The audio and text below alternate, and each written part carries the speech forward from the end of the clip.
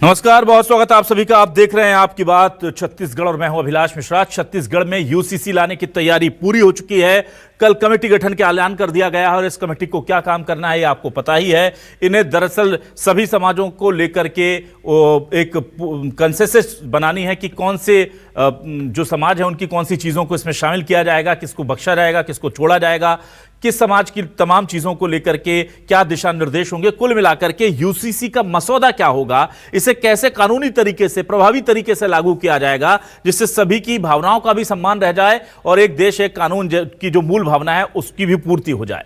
इसे लेकर के तैयारी पूरी हो चुकी है, लेकिन आदिवासी और अल्पसंख्यक यानी मुस्लिम जो हैं वो डरे हुए हैं। क्यों ऐसे डरे हुए हैं, क्या हो चुका है? दरअसल आदिवासियों को लग रहा है कि कहीं उनके साथ कोई छेड़छाड़ ना हो जाए।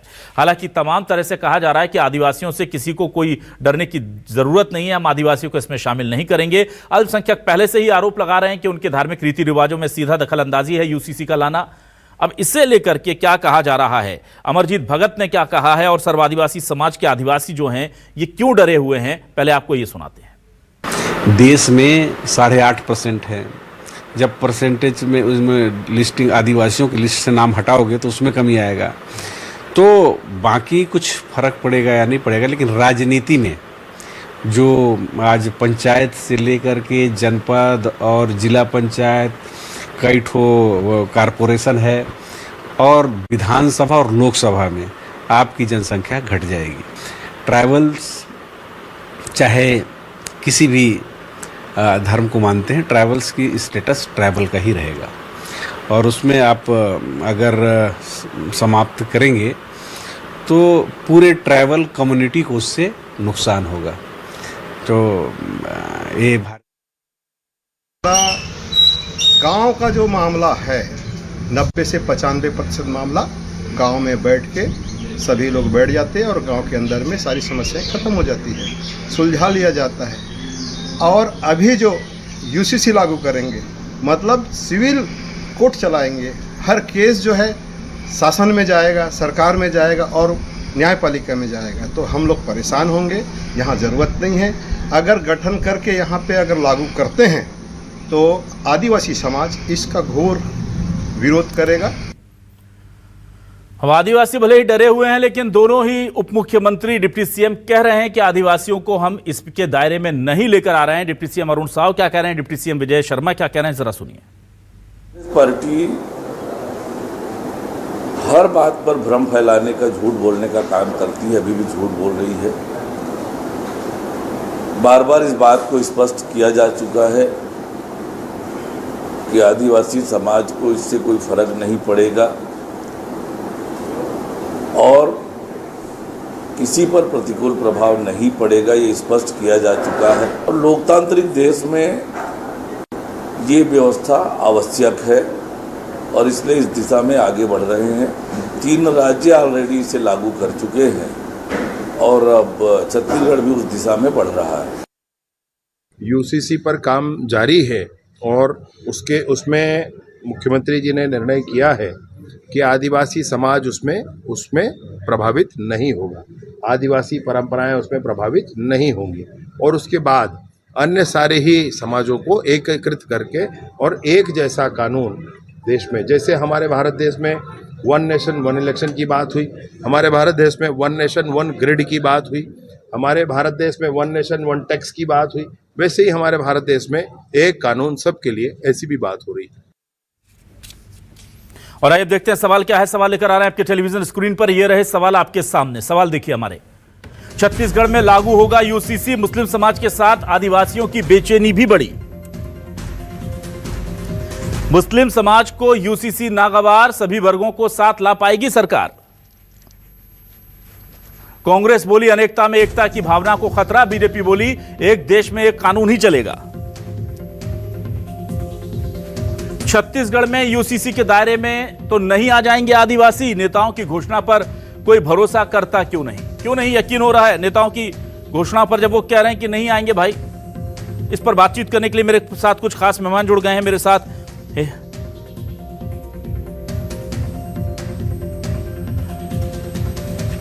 सीधे रुक कर लेता हूं मैं उन खास मेहमानों का। मेरे साथ इस वक्त बीजेपी से वरिष्ठ नेता और विधायक नीलकंठ टेकाम जी जुड़ गए, उनका मैं स्वागत करता हूं। टेकाम जी बहुत स्वागत है आपका। मेरे साथ इस वक्त सुभाष परथे जुड़ गए हैं, उनका भी स्वागत करता हूं सर्व आदिवासी समाज से। और अब मैं सबसे पहला सवाल तो सुभाष जी आपसे लेता हूं। सुभाष जी, आप मुझे सुन पा रहे हैं? सुभाष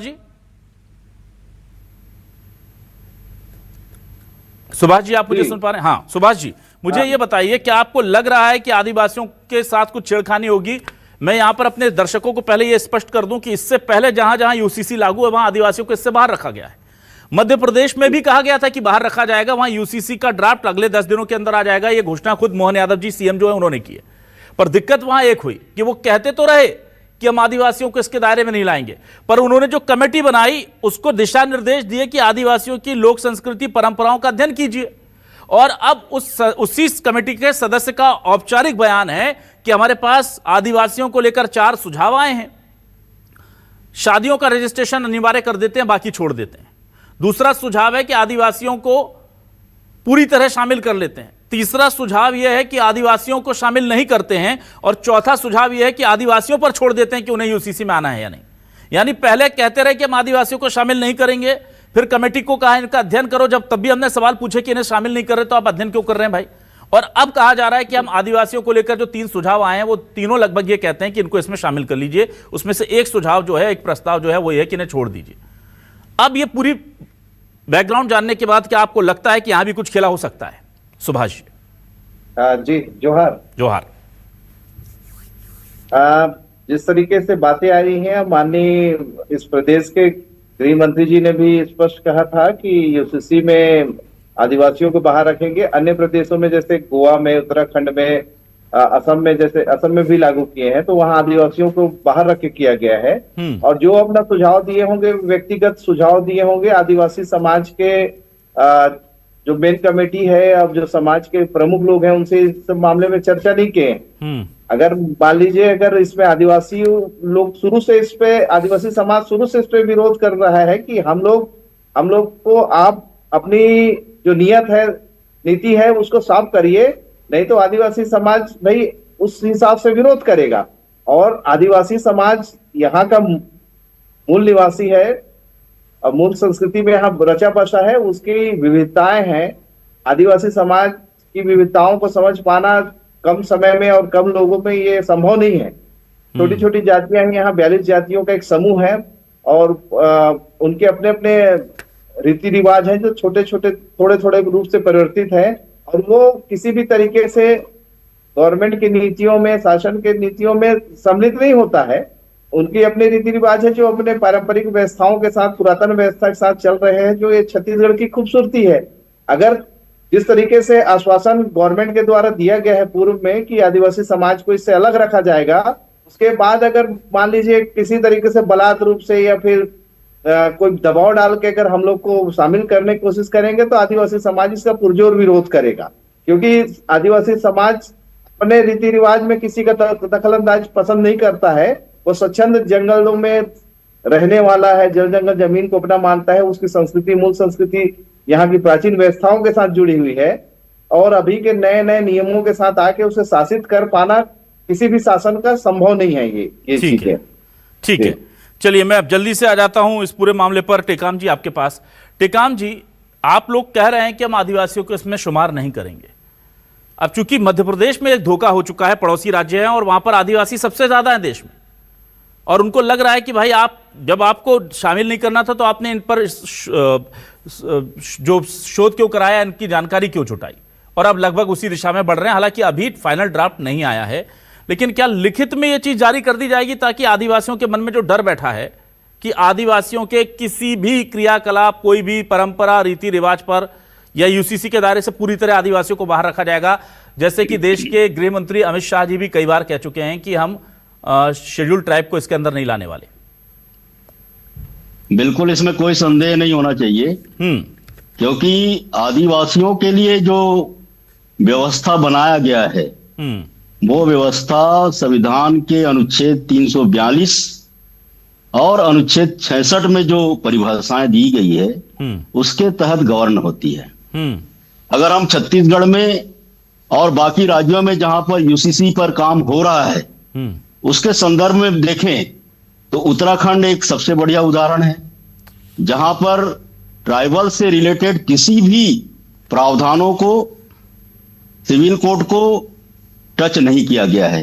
जैसे हम छत्तीसगढ़ के बारे में बात करेंगे तो यहां पर सबसे पहली बात आती है कि आदिवासियों की जो जमीन जायदाद है, आदिवासियों की जो संपत्ति है, उसके बारे में भू राजस्व संहिता 1959 बना हुआ है। उनके 165 जो सेक्शन है उसमें बहुत स्पष्ट रूप से संरक्षित करने की व्यवस्था की गई है। भू राजस्व संहिता की धारा 170 खा है जो आदिवासियों को बहुत ज्यादा ताकत देती है। हमारी जो कस्टमरी जो लॉज हैं उसमें बहुत स्पष्ट है कि जो आदिवासी समाज में जो बेटियां होती है उसको पिता का जो प्रॉपर्टी रहता है उसमें अधिकार नहीं होता है।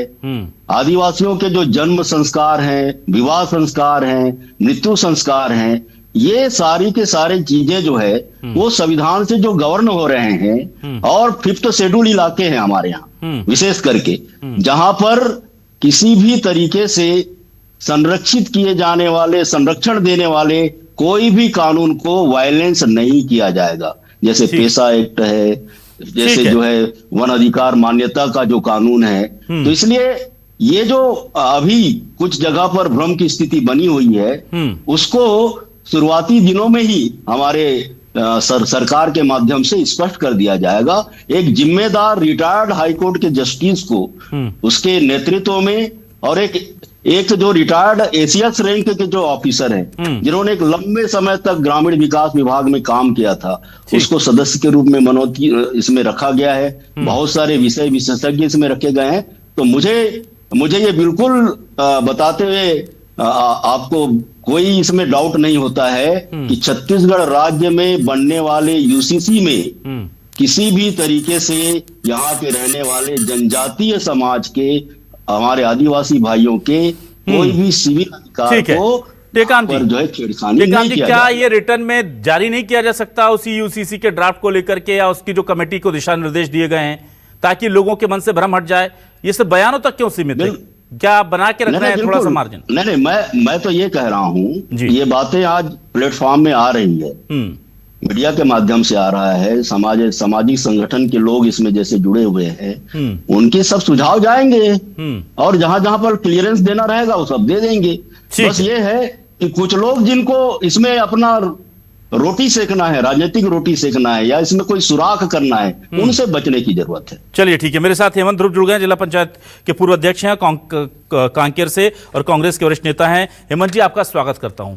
हेमंत जी, यूसीसी का आना है और ये कहा जा रहा है कि आदिवासियों को उससे मुक्त रखा जाएगा, लेकिन अभी तक रिटर्न में ये चीज नहीं आई है, बयानों में आई है। क्या आदिवासियों को डर है? मेरा पहला सवाल है कि कहीं आदिवासियों के साथ भी यूसीसी के नाम पर उनकी परंपराओं में, संस्कृति में किसी तरह का कोई इंटरफेरेंस ना हो जाए। निश्चित रूप से डर तो है, हम समाज में भी है।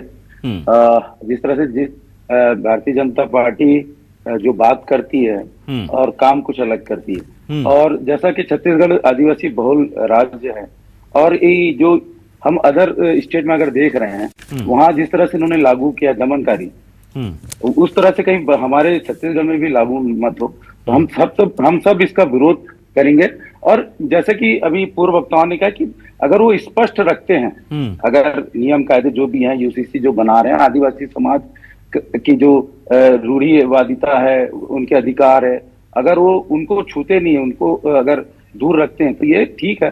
लेकिन समाज डरा हुआ है और सिर्फ मैं तो ये कहता हूं कि यहाँ यूसीसी लागू करने की आवश्यकता ही नहीं है। छत्तीसगढ़ बहुत शांत प्रदेश है और यहाँ सभी भाईचारा से रहते हैं। और रही बात, देखिए सबसे बड़ा डर तो हमारे आरक्षण का है। आज हम आरक्षण की बात करते हैं, जल जंगल जमीन की बात करते हैं, ये सब नेस्ता नाबूद करने के चाल मुझे लगता है। ठीक है, अब मैं एक सवाल बहुत महत्वपूर्ण लेकर के आ रहा हूं और मैं ये सवाल सुभाष जी आपसे लेता हूं। सुभाष जी, जब देश में बार बार कहा जाता है कि एक देश एक कानून, एक देश एक संविधान होगा, तो आदिवासियों को क्यों छोड़ा जाए भाई? अगर हिंदू धर्म में कुरीति थी, एक कुरीति थी कि हम सती प्रथा का अनुसरण करते थे, समाज के लोग खड़े हुए, बोले गलत है और वो बंद हुआ, हिंदू ही खड़ा हुआ उसके लिए, राजा राम मोहन राय ने अभियान चलाया, वो बंद कर दिया गया। अब आदिवासियों को लेकर के, एक बहु विवाह को लेकर के आपकी जो प्रथा है उसको लेकर बहुत सवाल उठते हैं। और एक और है जो बड़ी विवादित आप लोगों की परंपरा है कि बेटियों को पिता की संपत्ति का अधिकार नहीं दिया जाएगा। अगर आप लोग स्वयं भी ये मांग कर लें कि भाई ये दो चीज हम छोड़ रहे हैं, यूसीसी की बात ही नहीं कर रहा हूं, आप लोगों को नहीं लगता कि समाज में सुधार का दायित्व आप लोगों को उठाना चाहिए? सिर्फ परंपराओं के नाम पर अगर कुछ गलत हो रहा है आज के समाज के हिसाब से, पहले हो सकता है सही रहा हो, पर बेटियों को अब क्यों नहीं मिलना चाहिए भाई संपत्ति का अधिकार?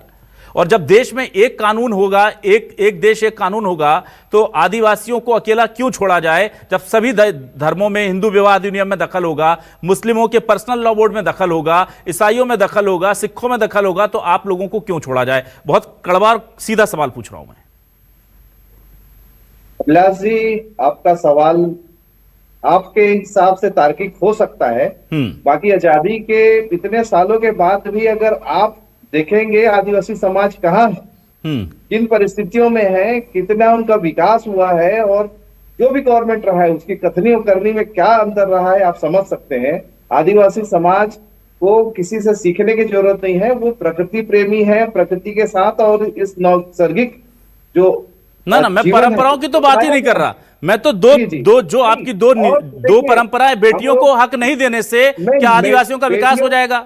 आप बताइए। देखिए, ये छोटा मोटा मसला नहीं है। हाँ, आदिवासी समाज में जितना मातृ शक्तियों को जितना हम लोग सम्मान देते हैं, उतना किसी समाज में वो सम्मान नहीं मिलता है। ठीक है। और ये सिर्फ सामाजिक अधिकार का मामला नहीं है। हाँ, ये एक संवैधानिक अधिकार का मामला है, और पुरातन समय से हमारी बेटियां हमारे अंग हैं और हमारे लिए बहुत ही प्रिय। मैं बिल्कुल मानता हूं आदिवासी समाज में महिलाओं को वाकई में बहुत सम्मान है, सब कुछ है, लेकिन आप उन्हें कानूनी मान्यता क्यों नहीं देते अपनी संपत्ति से? क्या आपको लगता है कि आपके एक बेटा हो, एक बेटी हो, और बेटी को आप कुछ ना दे, ये ठीक है, ये उस बेटी के साथ न्याय है? अपने दिल पर हाथ रख करके आप कहिए। अधिकार है, वो बराबर का अधिकार है, और हम अपनी मातृ शक्तियों को अपने सराहों पे बैठा कर रखते हैं ना लेकिन और परिवार की मुखियाएं, देखिए आप आदिवासी समाज में जो भी निर्णय होता है, हम हमारे यहाँ से जो भी बेटियां, वो तो मुस्लिम पर्सनल लॉ बोर्ड में, मुस्लिम पर्सनल लॉ में भी जो निर्णय होता है सभी लोगों को स्वीकार है, फिर उसका चेंजेस हो रहा है तो आपको ठीक लग रहा है? आदिवासियों का मत करो। टीका टिप्पणी नहीं करूंगा, बाकी आदिवासी समाज की बात चलिए ठीक है। मेरे साथ जहीरुद्दीन हर्ष जी जुड़ गए, नेता AIMIM, उनका स्वागत करता हूं। जहीरुद्दीन साहब, छत्तीसगढ़ में भी अब यूसीसी की तैयारी है और कहा जा रहा है आदिवासियों को अलग रखा जाएगा। आप थे नहीं अल्पसंख्यकों की, आपकी तरफ से मैंने सवाल रखा कि जब आदिवासियों को बाहर रखा जाएगा तो ये यूनिफॉर्म सिविल कोड कैसे हो गया, ये समान नागरिक संहिता कैसे हुई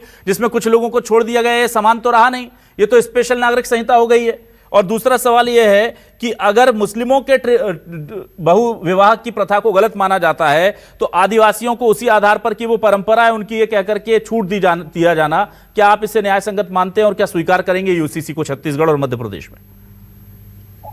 देखिए, सबसे पहले तो मेरे नाम से आप AIMIM का नाम हटा दीजिए। जी, हटा दिया साहब, पूरी बनाए हुआ हूँ।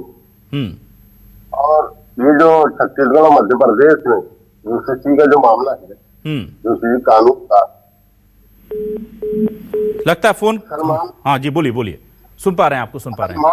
मुसलमान तो अपने आप को सर्वाइव करने का हुनर सीख लिया उसने, लेकिन सबसे ज्यादा प्रभावित अगर इसमें होंगे तो सिख होंगे, दलित होंगे, आदिवासी होंगे, क्योंकि यूसीसी लग जाने से जो एट्रोसिटी एक्ट है वो खत्म हो जाएगा।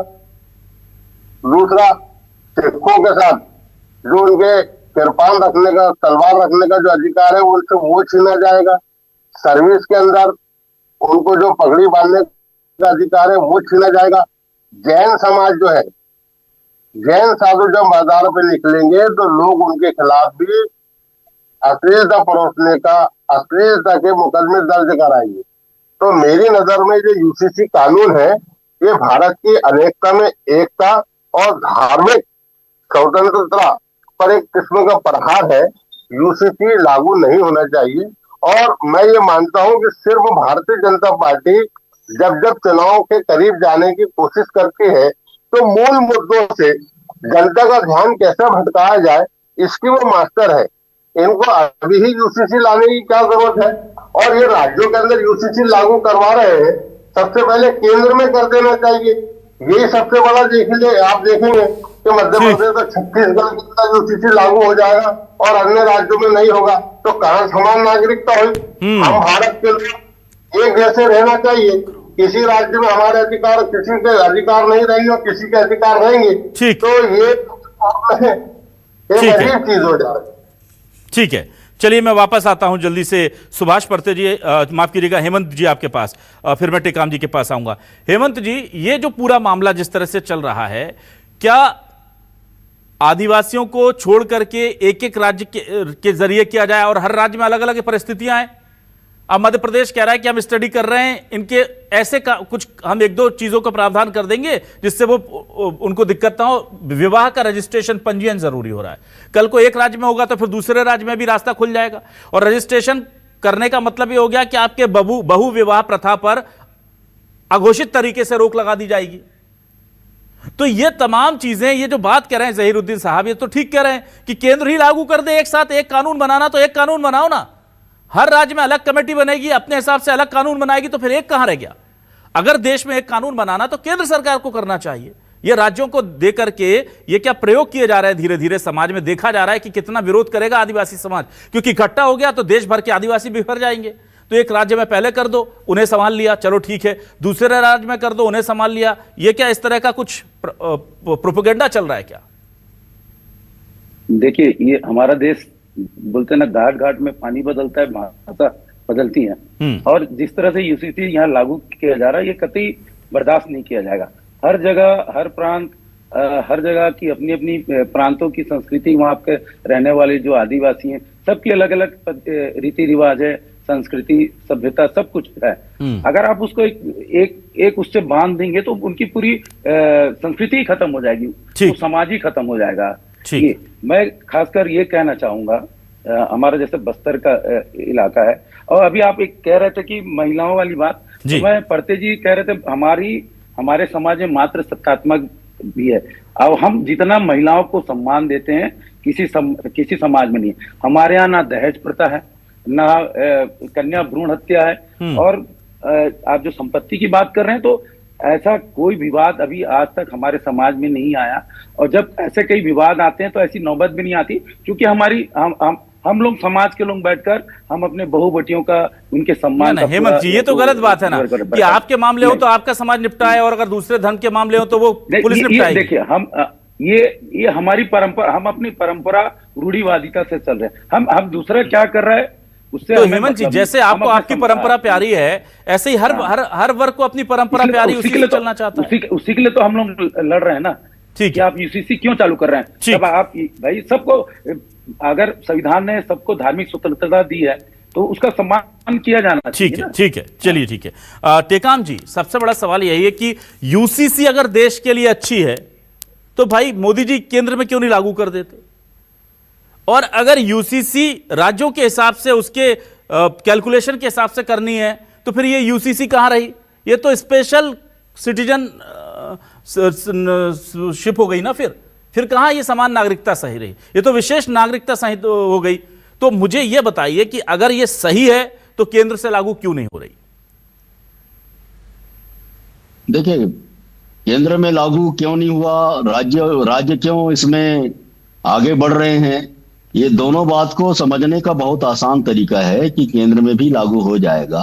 लेकिन अगर संविधान सभा ने जब संविधान का निर्माण किया था, उस समय उन्होंने जब इस बात पर विचार किया था कि भाई आज नहीं तो कल या कुछ साल के बाद धीरे धीरे जब देश में लोगों में जागरूकता आएगी, लोगों में समझ बढ़ेगा, तो कभी ना कभी जा करके यूसीसी पर बात आएगी और वो लाना ही पड़ेगा। क्योंकि जिस समय देश आजाद हुआ था, उस समय तो हमारे देश में अनेकों अलग अलग प्रकार के क्षेत्र थे, जातियां थी, और उनके अपने अपने तरीके थे, जीवन जीने की पद्धतियां अलग अलग प्रकार की थी। तो इस वजह से तात्कालिक रूप से तो उस समय अभी मैं जानना चाह रहा हूं कि अगर अभी सही है तो मोदी जी सारा लागू क्यों नहीं कर रहे? आवश्यकता इसलिए है, आज इसकी आवश्यकता इसलिए है। देखिए, इसको मैं इस रूप में बताता हूं कि भारतीय जनता पार्टी को 12 साल लगातार माननीय नरेंद्र मोदी जी के नेतृत्व में काम करने का अवसर मिला है। ठीक है। देश जब आजाद हुआ कि शुरू के 50 साल तो कांग्रेस के पास में ही था। भाई आप मुझे अभी का बताइए, अगर अभी आपको लागू करना है साय सरकार को, मोदी सरकार समझना पड़ेगा ना, तो पीएम मोदी जी को ये अच्छा क्यों नहीं लग रहा? वो क्यों नहीं लागू कर रहे हैं? सबको अच्छा लग रहा है, तो लागू क्यों नहीं कर रहा है? इसीलिए इस देश में खास करके जो 6ठी अनुसूचित क्षेत्र हैं, 5वीं अनुसूचित क्षेत्र हैं, जहां पर आदिवासी निवास करते हैं, उनकी अपनी एक अलग सांस्कृतिक पहचान है। ना टेकाम जी, आप इधर उधर घुमा रहे हैं। मेरा सवाल यह है कि अगर ये सही है तो जब उत्तराखंड के लिए सही है, गोवा के लिए सही है, असम के लिए सही है, मध्य प्रदेश के लिए सही है, छत्तीसगढ़ के लिए सही है, तो देश के लिए क्यों सही नहीं है? और अगर देश के लिए सही नहीं है तो छत्तीसगढ़ के लिए क्यों सही है? स्पष्ट कीजिए ना आप मुझे। नहीं, स्पष्ट करने वाली बात ही नहीं है। आज छत्तीसगढ़ में इसका प्रारूप समिति बना हुआ है, तो देश में क्यों नहीं बन पा रही? देश में क्यों नहीं बन पा रही? देश में भी बनेगा, क्यों नहीं बनना है? तो बनना चाहिए। तो ये फिर समान कहां रह गया? कांग्रेस ने फिर छत्तीसगढ़ की अपनी यूसीसी, एमपी की अपनी यूसीसी, गोवा की अपनी यूसीसी, तो फिर समान नागरिक संहिता कहां रह गई भाई? आप सुन तो लीजिए। हाँ, आज आप सुन तो लीजिए ना। हाँ भाई, जब 50 साल तक के राज करने वाली कांग्रेस पार्टी को इसकी महत्ता समझ में नहीं आई, आज धीरे धीरे भारतीय जनता पार्टी ने आकर के एक भारत श्रेष्ठ भारत के कॉन्सेप्ट पे आगे चल रहा है। 370 को हटाया सर, गया। 370 रातों रात हटा दी, नोटबंदी रातों रात कर दी। अगर ये अच्छा काम है रातों रात कर दीजिए। 8 बजे माननीय प्रधानमंत्री जी आकर के बोल दें देश में यूसीसी लागू हो गया, हो जाएगा। हाँ, धीरे धीरे। अरे तो वही मैं बह रहा हूँ, धीरे धीरे करके सारे मुद्दे पर। चलिए ठीक है, फाइनल कमेंट जहीरुद्दीन साहब आपसे लेता हूं। जहीरुद्दीन साहब से लेता हूं। जहीरुद्दीन जी, आने की जरूरत नहीं है। ठीक। जहीरुद्दीन साहब, देखिए ये कहा जा रहा है कि देश में यूसीसी तो लागू होना है, लेकिन उसके संभावित विरोध को देखते हुए इसे पहले बीजेपी शासित राज्यों में इंट्रोड्यूस किया जा रहा है, जो कहा जाता है विशेषज्ञों से जो मेरी बात होती है, और जब मुफीद मौका मिलेगा तो इसे पूरे देश में लागू करने की कोशिश की जाएगी। लेकिन चूंकि यह मामला सीधे वोट बैंक से जुड़ा है, इसमें मुस्लिमों को अगर टारगेट पर ले भी लिया तो आदिवासी कहीं ना छिटक जाएं, इसलिए यह रास्ता निकाला जा रहा है। तो क्या आपको लगता है कि आने वाले समय में पूरे देश में यूसीसी लागू करने की तैयारी है, इसीलिए सिर्फ बीजेपी शासित राज्यों में लागू हो रहा है? अभी कोई कांग्रेस शासित राज्य या दूसरी पार्टी का, विपक्ष का शासित राज्य जो है उसे लागू नहीं कर रहा है, और कह रहे हैं समान समान समान, एमपी का अलग, यूपी का अलग, महाराष्ट्र का अलग, छत्तीसगढ़ का अलग, सब बनाएंगे। तो फिर समान क्या रहा इसमें? उसमें उस समान में भी आदिवासी जुड़ा नहीं है, तो फिर समान क्या रहा? ना नागरिकता के अधिकार समान रहे, ना कानून का प्रारूप समान रहा, फिर इसको समान समान कहकर के लादना क्यों, थोपना क्यों? देखिए, आपने प्रश्न किया और आपने राज्य से ज्यादा उत्तर दे दी जी। भारतीय जनता पार्टी की कथनी और करनी में बहुत फर्क है। अब भारतीय जनता पार्टी भस्मासुर का रोल अदा करने जा रही है, नाचते नाचते सर पे हाथ रख रही है। ये यूसीसी लागू होने से भारतीय जनता पार्टी को ही नुकसान होगा, लेकिन भारतीय जनता पार्टी ये चाह रही है कि हम मुसलमानों को हाईलाइट करेंगे और बहुसंख्यक हिंदुओं के वोट दोबारा एकत्रित करने के अंदर सफल हो जाएंगे। तो ये उनकी बहुत बड़ी गलतफहमी है। मैंने शुरू में बताया कि मुसलमान हर स्थिति में सर्वाइव कर रहा है, उसके लिए उसने अपने आप को तैयार कर लिया। आज फिक्र ये है कि जो दलितों को आरक्षण दिया गया है वो आरक्षण हटेगा कि नहीं, उनके लिए एट्रोसिटी एक्ट बना है वो हटेगा कि नहीं। सबसे ज्यादा दलित प्रभावित हो रहे हैं, सिखों के जो अधिकार है वो प्रभावित होंगे कि नहीं, आदिवासियों के जो अधिकार है वो प्रभावित हो रहे हैं कि नहीं। ये जितने लोग प्रभावित हो रहे हैं मुसलमानों से कई ज्यादा प्रभावित हो रहे हैं। मुसलमान इनके सामने कुछ भी नहीं है, मुसलमान हर स्थिति के अंदर अपने आप को सर्वाइव कर रहे हैं। ठीक। और ये भारतीय जनता पार्टी अब सिर्फ और सिर्फ भस्मासुर का रोल अदा कर रही है कि सर पे हाथ रख रही है और खुद ही भस्म होगी। ठीक है, आप देखिएगा। ठीक है। तो कुल मिलाकर के मामला अभी उतना साफ और सीधा सुलभ नजर आता नहीं जितना शायद बीजेपी ने सोचा है। और सवाल एक बहुत बड़ा दिलचस्प सवाल है, ये उठा देता हूं टेकाम जी, जाते जाते आपके विमर्श के लिए छोड़े जाता हूं। आप सोचिएगा कि जब हम पूछते हैं कि आदिवासी और हिंदू अलग हैं तो बीजेपी कहती नहीं दोनों एक हैं, कैसे बोल दिया अलग हैं। और जब नागरिक संहिता की बात आती तो आप कहते हैं हम अलग हैं। बीजेपी जो है तय कर ले कि आदिवासी हिंदू हैं या नहीं। अगर नहीं है तो ऐसा नहीं है कि आपका जब मौका लगेगा तो आप एक साथ खड़ा कर दीजिए, और जब मौका लग रहा है वोट बैंक को सूट नहीं कर रहा है तो आप अलग खड़ा कर दीजिए। ये नहीं चलेगा भाई, स्थिति स्पष्ट होनी चाहिए। बहुत शुक्रिया करता हूं हेमंत ध्रुव जी का, नीलकंठ टेकाम जी का, सुभाष परते जी का, जहीरुद्दीन साहब जी का हमारे साथ जुड़ने के लिए, इस डिबेट का हिस्सा बनने के लिए तमाम दर्शकों का शुक्रिया। नमस्कार।